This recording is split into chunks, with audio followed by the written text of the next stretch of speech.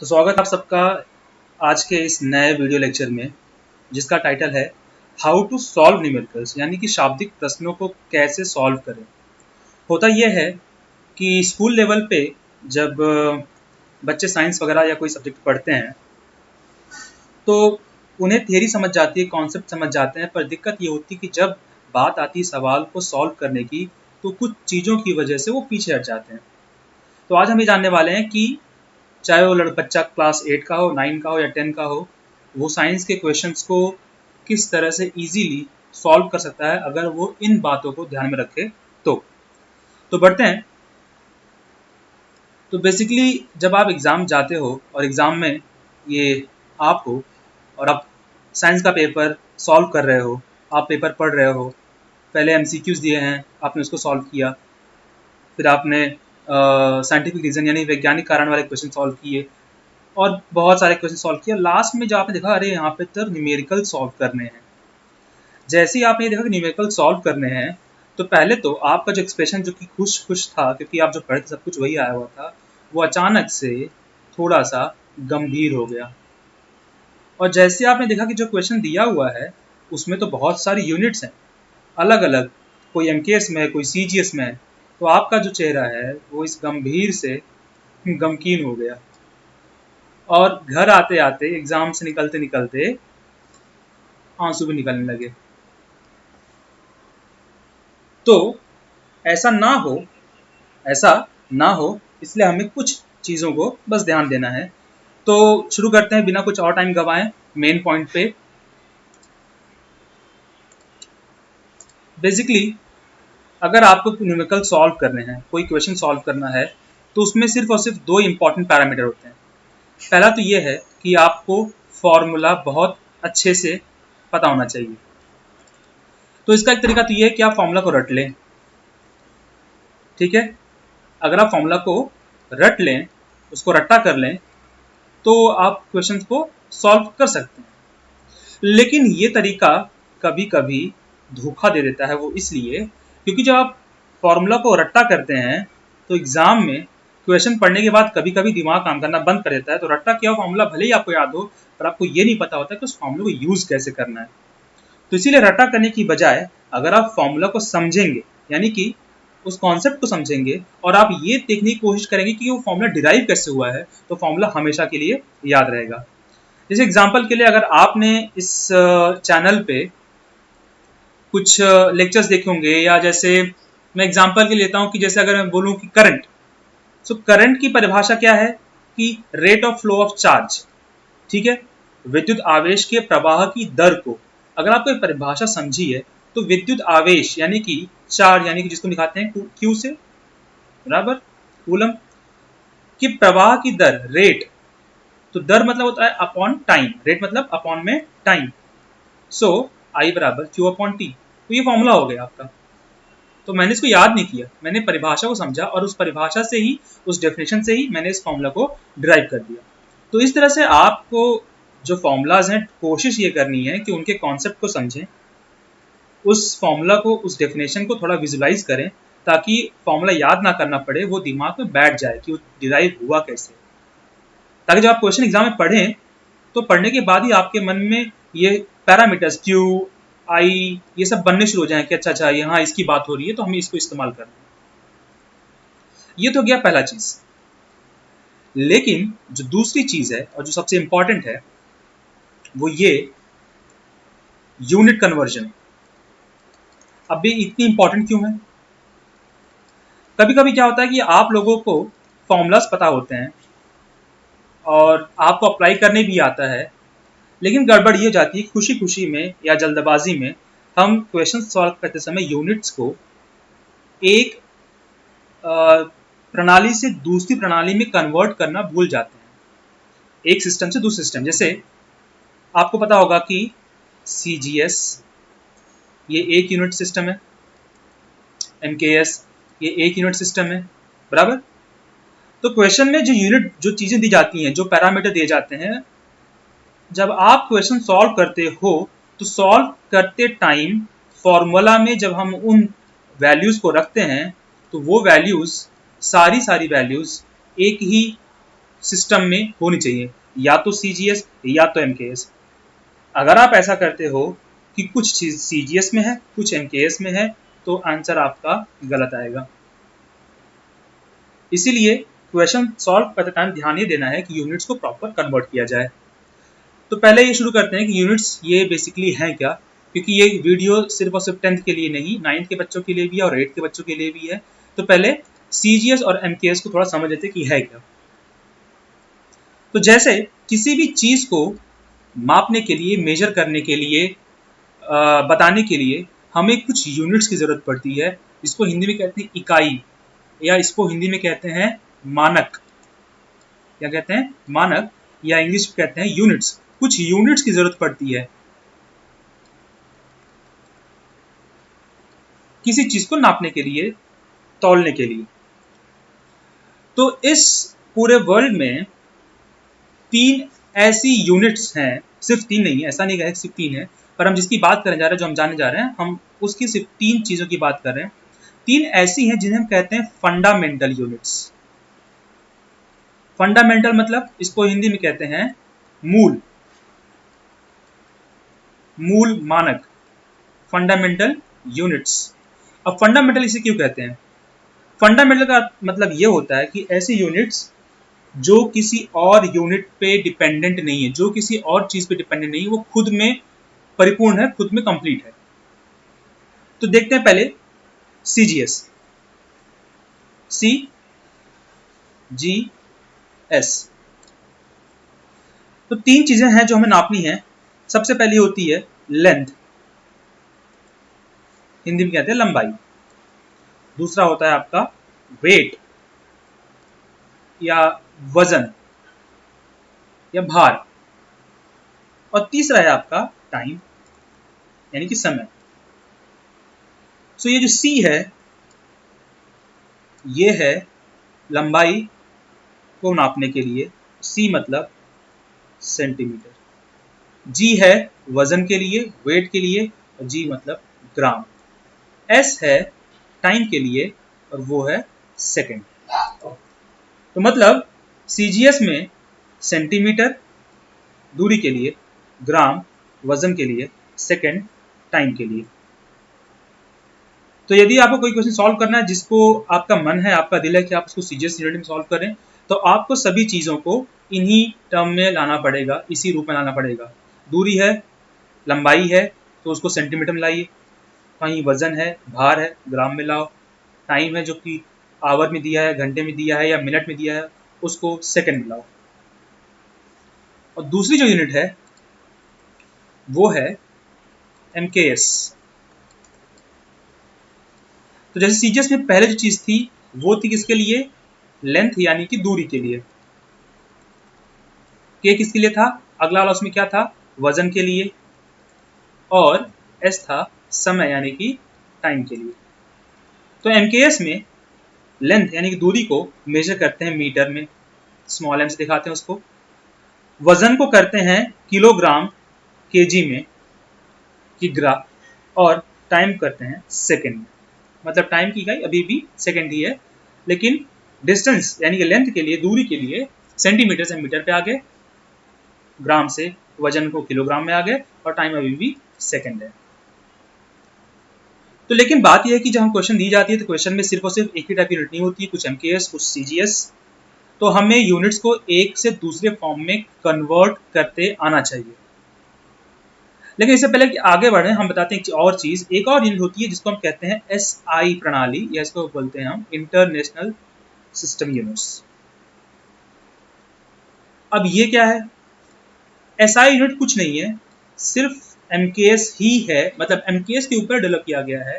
पर SI प्रणाली में या SI यूनिट में हम क्या करते हैं, कुछ चीजों को यूनिट देने की बजाय हम उसे किसी और नाम से रिप्रेजेंट करते हैं। जैसे एग्जांपल के लिए करंट।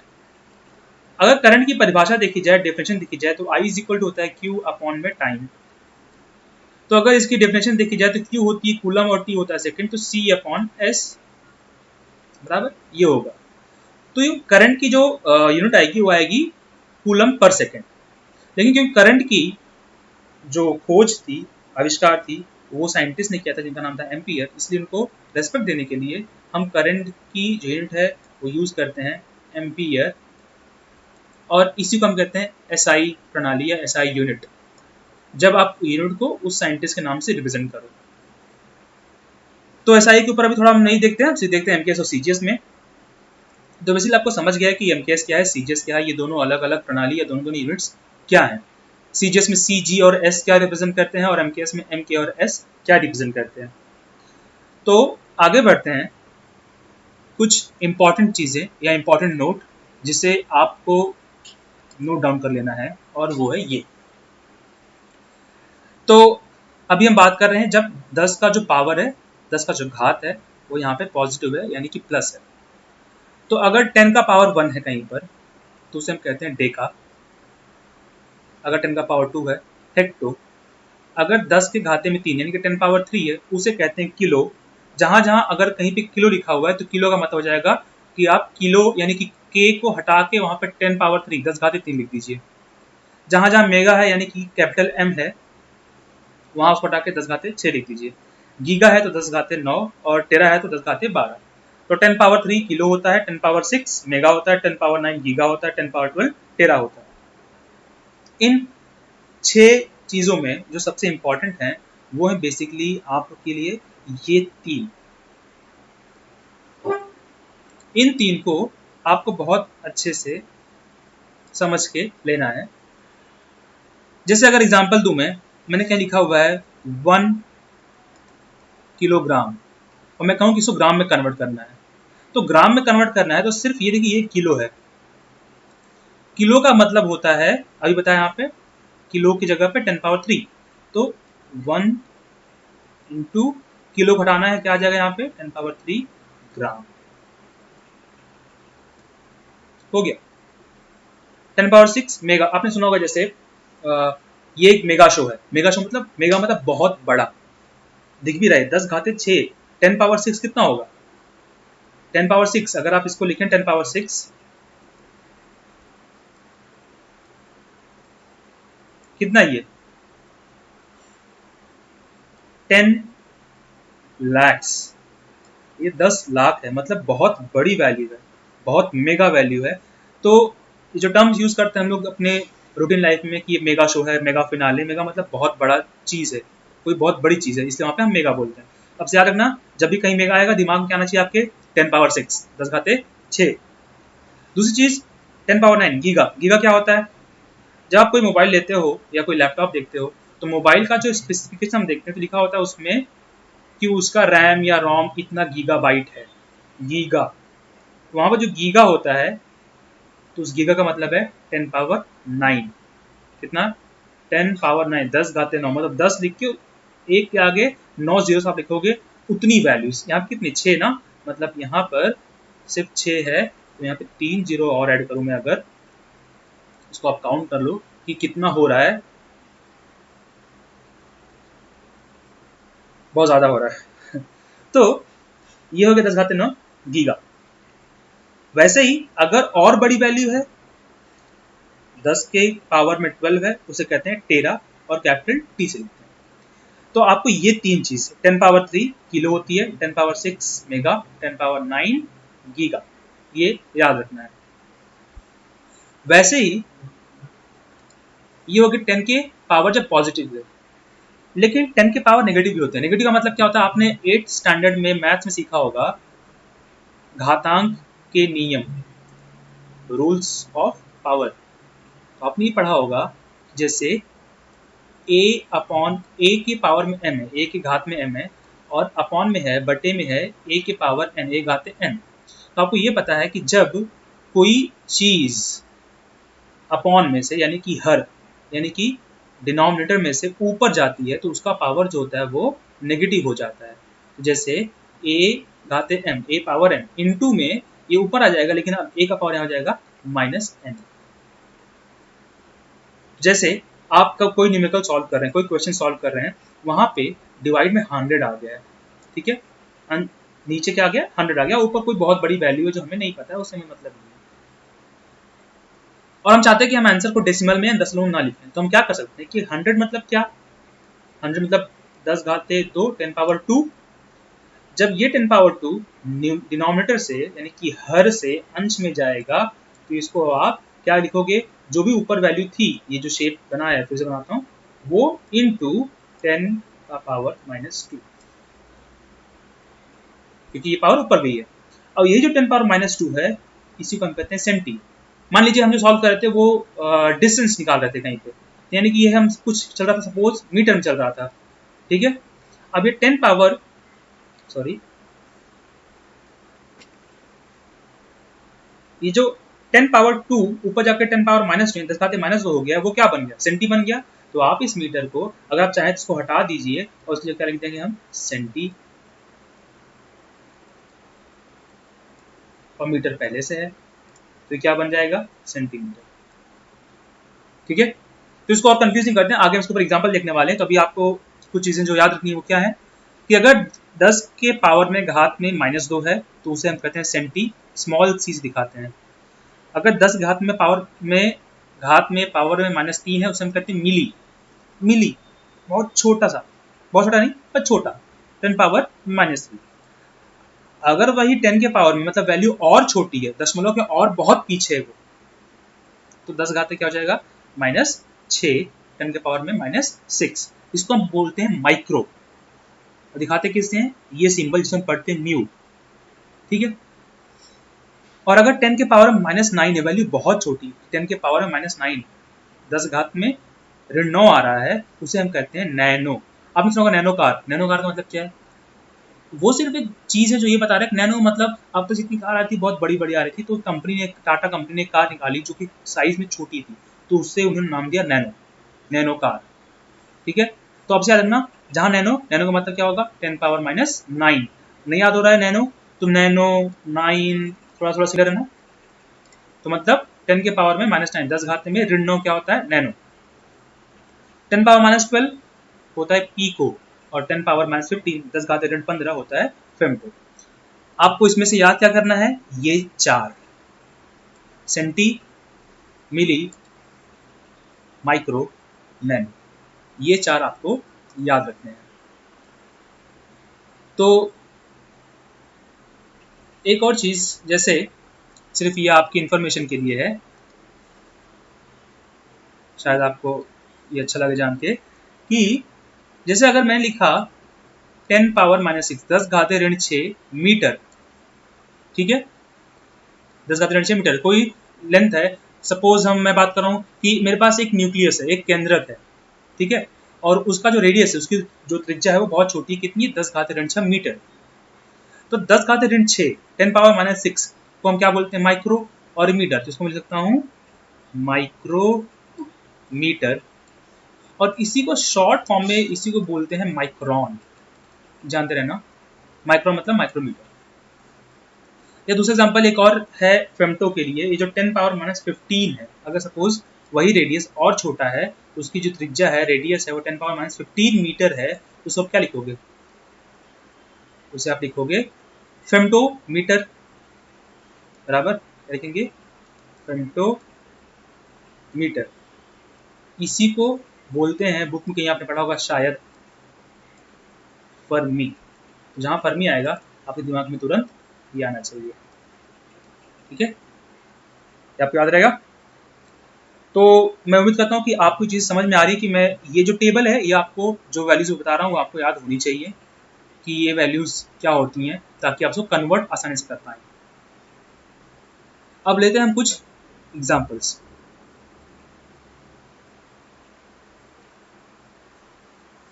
तो पहला एग्जाम्पल हम लेते हैं एक,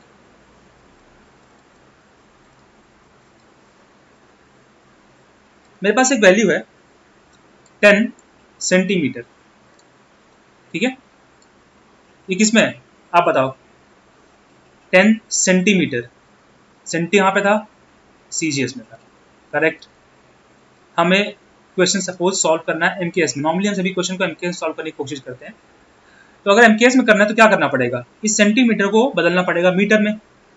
तो आगे जो वैल्यू उसे जान लीजिए, 10 को छोड़ दो, मुझे उससे मतलब नहीं, मुझे मतलब है सेंटी से। सेंटी का मतलब क्या होता है, अभी पीछे बताया, सेंटी का मतलब होता है 10 पावर -2, सेंटी को आपने रिप्लेस कर दिया इससे, और मीटर तो मीटर, तो कितना जाएगा, 10 के पावर यहाँ पे प्लस 1 है, 10 घाते ऋण 2 है, ये हो जाएगा 10 घाते ऋण 1 मीटर, यानी 10 पावर माइनस मीटर। इसी को आप लिख सकते हो 1/10, 1/10, जो कि जाएगा 0.1 मीटर। हो गया कन्वर्ट, एकदम इजी। लेकिन अब जब न्यूमेरिकल या क्वेश्चन सॉल्व करते हो ना, तो एक सजेशन ये है कि कभी भी जब आप सीजीएस से एमकेएस में या किसी एक यूनिट से दूसरे में चेंज करते हो, तो कभी भी उसको दशमलव में या डेसिमल में लेके मत जाओ, उसको पावर में रहने दो, ऐसे घात में 10 के घात में वैल्यूज को रहने दो, आसानी होती है। ठीक है, अगला एग्जाम्पल। मेरे सॉल्व करने से पहले आपको वीडियो पॉज करना है और खुद सॉल्व करना है। ठीक है, 10 मिलीमीटर, वीडियो पॉज करना है, कुछ सेकंड के लिए सोचना है कि इसको मीटर में कैसे कन्वर्ट करें। मैं आगे बढ़ता हूँ। 10 मिलीमीटर, 10 से मुझे मतलब नहीं, मुझे मतलब मिली से। मिली मतलब मिली मिली मिली मिली, क्या मिली, मिली 10 पावर -3 हो, और ये मीटर। तो फिर से क्या कर लोगे आप इसको, तो 10 पावर -3 और ये यहाँ पे 10 घाते क्या है, प्लस 1 है, कितना हो जाएगा, 10 घाते ऋण 2, 10 पावर -2, क्योंकि घात जो होते हैं वो जुड़ते हैं, तो जाएगा 10 घाते ऋण 2 मीटर। अब आप चाहो सिर्फ मजे के लिए, हमें तो वैसे मीटर तक ही पहुंचना था, हमारा जो टारगेट था वो एमकेएस में जाना था, तो एमकेएस में तो मीटर होती है, हम वहां तक पहुंच गए। लेकिन अगर आप चाहो तो रिकॉल करो, अगर याद करो तो 10 घाते ऋण 2 क्या होता है, सेंटीमीटर।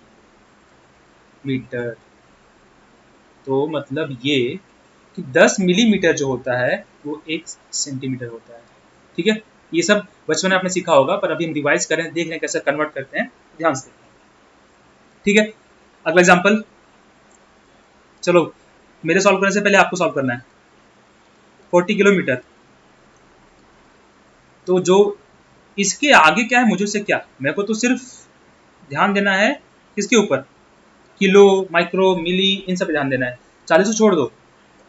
तो ये किलोमीटर क्या है, डिस्टेंस है, दूरी है।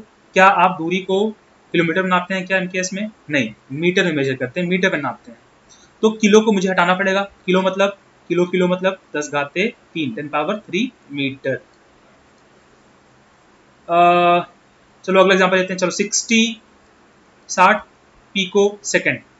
आपको क्वेश्चन सॉल्व करना है, आप क्वेश्चन सॉल्व कर रहे हो और आपको क्वेश्चन दिया है कि कोई चीज है जो जिसके लिए टाइम दिया गया 60 पिको सेकंड, लेकिन आप जब क्वेश्चन सॉल्व करोगे तो क्वेश्चन तो एमकेएस में होगा, सीजीएस में होगा, बराबर।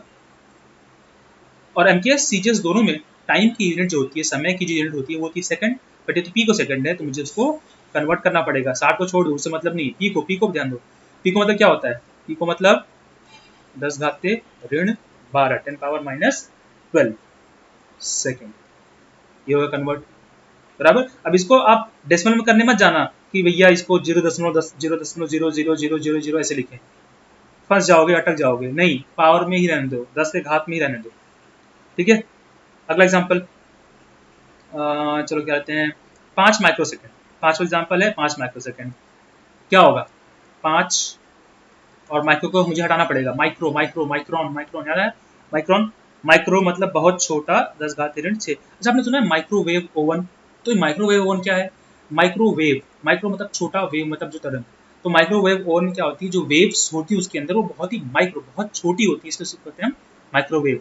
उसकी जो वेवलेंथ होती है वो 10 घाते ऋण 6 के रेंज में होती है, 10 पावर -6 के रेंज में होती है, इसलिए हम उसे कहते हैं माइक्रोवेव ओवन। ठीक है, उसमें जाते हुए हम आगे बढ़ते हैं। तो आपको ये चीज समझ गई कैसे हम कन्वर्ट कर रहे हैं, बराबर। वैसे ही एग्जाम्पल लेते हैं वजन का, कि सपोज मैं बोलता हूँ कि आपका जो वजन है वो है 7000 ग्राम। ठीक है, पर क्वेश्चन सॉल्व किस में करना है मुझे, एमकेएस में। तो एमकेएस में क्या करना पड़ेगा, मुझे किलोग्राम में जाना पड़ेगा, बराबर। तो मुझे ये 7000 क्या चाहिए, केजी चाहिए, किलोग्राम चाहिए, ग्राम नहीं चाहिए, मुझे ग्राम से यहाँ जाना है। कैसे जाऊँगा मैं, कैसे जाऊँगा मैं, अगर आप ग्राम से केजी जा रहे हो, इसका मतलब है कि आपने ग्राम के आगे किलो ऐड कर दिया है। समझ में आ रहा है मैं क्या बोल रहा हूँ, ग्राम के आगे किलो ऐड कर दिया है।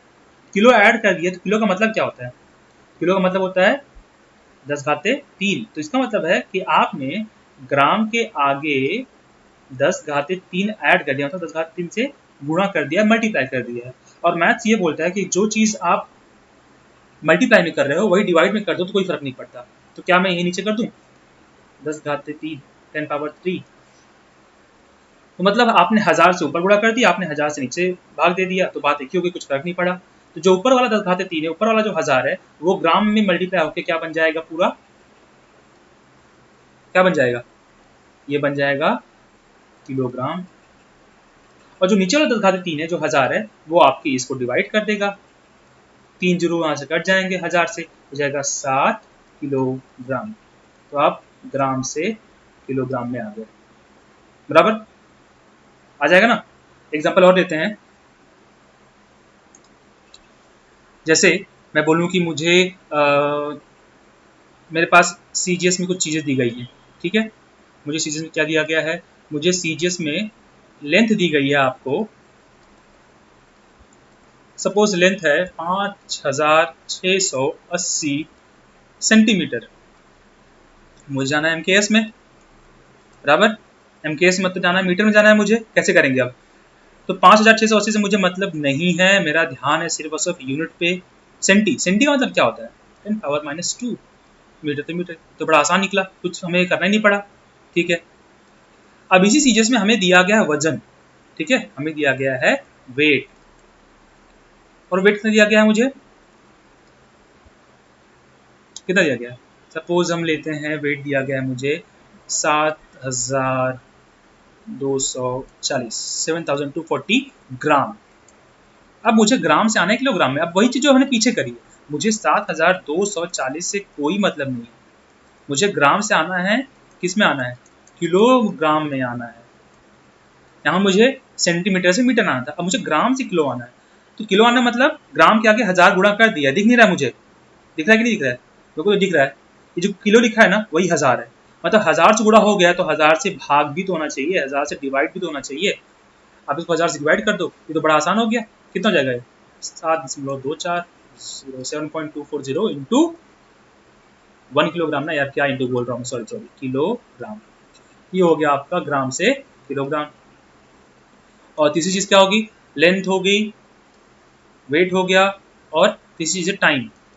तो आपको सीजीएस में टाइम दिया है सपोज 780 सेकेंड, अब उसको लाना है एमकेएस में, कैसे लाओगे, इसी में छोड़ता हूँ, आप पे कैसे लाओगे, बहुत मेहनत लगेगी ना, क्योंकि हमें पता है सीजीएस और एमकेएस दोनों में क्या होता है, यूनिट सेकंड होता है, कुछ नहीं करना यार, वही होगा जो थे। तो हर कोई क्लियर है आपको, ठीक है। अब कुछ ट्रिकी चीज है, चलो वही सेम चीज आपको पहले सॉल्व करना है मुझसे, ठीक है। ये एरिया मैं आपको दे रहा हूँ, इक्वेशन में दिया गया है सपोज कि कोई चीज है जिसका एरिया है 100 सेंटीमीटर स्क्वायर। अब मुझे इसको कन्वर्ट करना है, किसमें किसमें कन्वर्ट करना है मुझे इसको, मीटर में। क्या करोगे, 100 को छोड़ा, मुझे उससे मतलब ही नहीं है, मुझे मेरा ध्यान किस पे, सिर्फ सेंटी पे। सेंटी मतलब क्या होता है, 10 घाते ऋण 2, 10⁻⁻², और आगे क्या है, आगे वैसे लिख दूंगा मीटर स्क्वायर, बराबर है। तो जितने लोग का ये आंसर यहाँ पहुंचा है, वो लोग वहीं रुक जाएं और मेरी बात सुने कि वो लोग जो है उनका आंसर एकदम बिल्कुल गलत है। गलत क्यों है, गलत इसलिए है कि यहाँ पर 100 छोड़ दो, मुझे 100 से कोई मतलब नहीं है, ये सेंटीमीटर दिख नहीं रहा पर उसका पूरे का स्क्वायर है, बराबर। इसका मतलब ये है कि जब आप इसको सॉल्व कर रहे हो तो सेंटी को जो आपने रिप्लेस किया किससे, 10 घाते ऋण 2 से, 10⁻⁻² से, और उसका मीटर लिखा, तो इस पूरे के ऊपर में स्क्वायर है, सिर्फ मीटर के ऊपर स्क्वायर नहीं था, सेंटीमीटर का स्क्वायर था ना वो, बराबर। तो ये अब क्या हो जाएगा, सॉल्व करना है इसको, 100 इंटू 10 घाते पावर 2 है ना, तो पावर या घातांक का नियम तो पता होगा, ये जगह 10⁻⁴ और ये मीटर स्क्वायर। अब ये सही है, जिनका ये आंसर आया था उनका सही है, वो खुशी खुशी आगे बढ़े, और जिनका ये आया था उनका गलत है, वो रिवाइज करें। अगर आप अगला देखिए, एग्जाम्पल में लेता हूँ कि आपको वॉल्यूम दिया हुआ है। वॉल्यूम क्या होता है, हिंदी में क्या बोलते हैं वॉल्यूम को, घनफल। किसी चीज का आपको घनफल दिया हुआ है, ठीक है। माना घनफल क्या दिया हुआ है आपको, 50 मिलीमीटर क्यूब, क्यूबिक मिलीमीटर, इसको हम ऐसे ही पढ़ते हैं हिंदी में, क्यूबिक मिलीमीटर या मिलीमीटर क्यूब पढ़े। तो अब इसको सॉल्व करना है, तो फटाक से सॉल्व करना है। मेरे सॉल्व करने से पहले 50 इंटू मिली मतलब क्या होता है, 10 घाते ऋण 3, याद रखना। और आगे मीटर क्यूब। जिन्होंने ये किया वो फिर से गलत, बेवकूफ़ी कर रहे हो अभी भी आप, सीखिएगा गलतियों से। सही जवाब क्या होगा इसका? क्यूब जो है, जो घात, जो पावर में 3 है, घात में 3 है, वो सिर्फ इस वाले पे नहीं, वो तो पूरे पे है ना। इसका मतलब इसको मैं ऐसे लिखूंगा 50 इंटू मिली का मतलब 10 घात ऋण 3, मीटर की जगह मीटर, और इस पूरे पे आएगा क्यूब। तो जब इसको सॉल्व करेंगे हम, ये हो जाएगा 50 इंटू 10 घाते 10 पावर 10 पावर, ये मल्टीप्लाई हो जाएगा 9 मीटर। ये हो गया सॉल्व। अच्छा याद है 10 पावर माइनस 9, 9 मतलब नैनो, तो इसको आप नैनोमीटर भी बोल सकते हो, 50 नैनोमीटर। वाह क्या बात है, आपको याद है तो बहुत अच्छी बात है, वरना रिवाइज करो, वरना नहीं चलेगा। एग्जाम्पल और लेते हैं सिर्फ आपके अंडरस्टैंडिंग के लिए, छोटा एग्जाम्पल एक और। चलो कि आपको वॉल्यूम दिया है, घनफल दिया है 25 सीसी। अब सीसी क्या है? सीसी को हम बोलते हैं क्यूबिक सेंटीमीटर। क्यूबिक सेंटीमीटर मतलब सेंटीमीटर के ऊपर में क्यूब। इसको कन्वर्ट करना है यार, अब तो इसको कर लोगे ना, ये भी कराऊं, मुझे लगता है इसको कर लोगे। याद रखना है कि ये जो क्यूब है, मतलब जो पावर में 3 है, या जो स्क्वायर होता है पावर में 2 होता है, वो पूरे पे होता है, वो सिर्फ वो पीछे वाले मीटर पे नहीं होता है। बस आपको ये याद रखना है इस चीज़ को, ठीक है। चलो एक और बात देख लेते हैं। सपोज आपको दी है वेलोसिटी, ठीक है, एक क्वेश्चन दिया हुआ है कि एक गाड़ी है, वो 360 किलोमीटर प्रति घंटे की स्पीड से, यानी कि 360 किलोमीटर पर आवर, इसको हम शॉर्ट में बोलते हैं kmph, किलोमीटर पर आवर की स्पीड से जा रही है। अब क्वेश्चन ये दे दिया, अब मुझे सॉल्व करना है, लेकिन सॉल्व करते समय या तो एमकेएस या तो सीजीएस याद रखना, एक ही यूनिट में यूज करना है हमें सब कुछ, तो उसको लाना पड़ेगा हमको एमकेएस में। तो यहाँ पे देखो 360 क्या है, किलोमीटर है ऊपर, नीचे में क्या है, आवर यानी घंटे हैं। तो क्या दूरी की इकाई, डिस्टेंस की यूनिट होती है, क्या वो किलोमीटर होती है? नहीं, नहीं होती है। क्या होती है? मीटर होती है। तो बस किलो को किससे, 10 घाते 3 से, बहुत सही, 10 घाते 3 से हम रिप्लेस कर देंगे, हटा देंगे। और नीचे क्या है? आवर। एक घंटे में कितने सेकंड होते हैं वैसे पता है? एक घंटे में होते हैं 60 मिनट, और हर एक मिनट में होता है 60 सेकंड। तो ये हो गया इतना, तो ये भी एमके से आ गया, ये भी एमके से आ गया। तो इसको जरा सॉल्व कर देते हैं हम, पहले इस पर थोड़ा ध्यान देते हैं, ये थोड़ा सॉल्व करते हैं। तो क्या है वो, ऊपर 10 मतलब 1000, ठीक है, मीटर। नीचे क्या है, 60 गुने 60, एक जीरो से ये जीरो कटा, ये जीरो से ये जीरो कटा, ये मैथ ना कर लोगे आप इतना, तो नीचे 5 10 कितना जाएगा ये, 5 में 6 3 18, ऊपर क्या है मीटर, नीचे क्या है सेकेंड। इसका मतलब ये है, ये इस चीज़ को याद कर लो चाहिए तो, कभी भी क्वेश्चन में अगर कोई वेलोसिटी kmph में दी है, यानी किलोमीटर पर आवर में दी है, और आपको मीटर पर सेकंड में कन्वर्ट करनी है, तो आप उस वेलोसिटी को सिर्फ और सिर्फ 5/18 से मल्टीप्लाई कर दो, क्योंकि आपने अभी देखा कि 1 किलोमीटर पर आवर की वैल्यू जो आई सॉल्व करने पे, कटपिट करने पे 5/18, 5/18 आई है। तो ये कुछ शॉर्टकट्स, कुछ शॉर्ट ट्रिक्स, या कुछ छोटी छोटी बातें जो अगर आपको पता रहेंगी तो क्वेश्चन सॉल्व करने में आसानी होगी, ठीक है। और इसके साथ में एकदम लास्ट का बस 1 मिनट आपका और लूँगा, और वो ये कि जब भी आप कोई क्वेश्चन सॉल्व करते हैं, जब भी आप कोई चैप्टर से कोई क्वेश्चन सॉल्व करें, कोई चैप्टर पढ़ रहे हैं, उसमें कभी कभी कुछ चीज़ें होती हैं जो यूनिट आपको पता होनी चाहिए। जैसे करंट में एक है चीज़ किलो वॉट आवर, अब ये एनर्जी की यूनिट है, इलेक्ट्रिक एनर्जी की यूनिट है। नहीं पता होगा तो जाके पहले पढ़ना, ये 8th के बच्चों के लिए नहीं, 9th के बच्चों के लिए नहीं है, 10th वालों के लिए है ये जो चीज़ मैं अभी बता रहा हूँ। तो अब आपको कुछ कुछ चीज़ें याद भी होनी चाहिए, कुछ कुछ कन्वर्जन्स याद होने चाहिए, ठीक है। तो जैसे पीछे हमने जो बताया अभी कि 10 घाते ऋण 3, 10 घाते ऋण 6, 10 घाते ऋण 9, 10 घाते 3, 10 घाते 6, 10 घाते 9, ये सब चीज़ें आपको याद होनी चाहिए। और अब सबसे इम्पॉर्टेंट चीज़, अगर आप यहाँ इस वीडियो तक, इस एंड तक पहुँचे हैं, तो सबसे पहले तो ये कि आपको थैंक यू, ये सबसे ज़्यादा इम्पोर्टेंट वो इसलिए है क्योंकि आप एंड तक पहुंच रहे हो, इसलिए थैंक यू। और अगर एंड तक पहुंच रहे हो तो फ़ायदा आपका है, क्योंकि ज़रूर आपको कुछ नई चीज़ मालूम पड़ेगी, कुछ ट्रिक मालूम पड़ेगी, कुछ चीज़ें मालूम पड़ेंगी जो आपको न्यूमेरिकल सॉल्व करने में हेल्प करेगी। अगर आपको लगता है कि चीज़ आपको हेल्प कर रही है तो आपको करना ये है कि इस वीडियो को आपको शेयर कर देना है अपने दोस्तों में, और इस चैनल को आप सब्सक्राइब भी कर दोगे तो थोड़ा और अच्छा होगा। और इन सबसे पहले तो लाइक कर देना है, लाइक नहीं भी किया तो एटलीस्ट कमेंट कर दो भी यहाँ कुछ नई चीज़ मालूम पड़ी है। मालूम पड़ी है ना? आपका एक्सप्रेशन ऐसा है क्या, या ऐसा? मालूम पड़ी है, good. So thank you. Share करना है, सब्सक्राइब करना है और लाइक करना है, और लेक्चर्स देखते रहो। ऐसी बातों के साथ, ऐसे लेक्चर के साथ हम लोग मिलते रहेंगे। Thank you.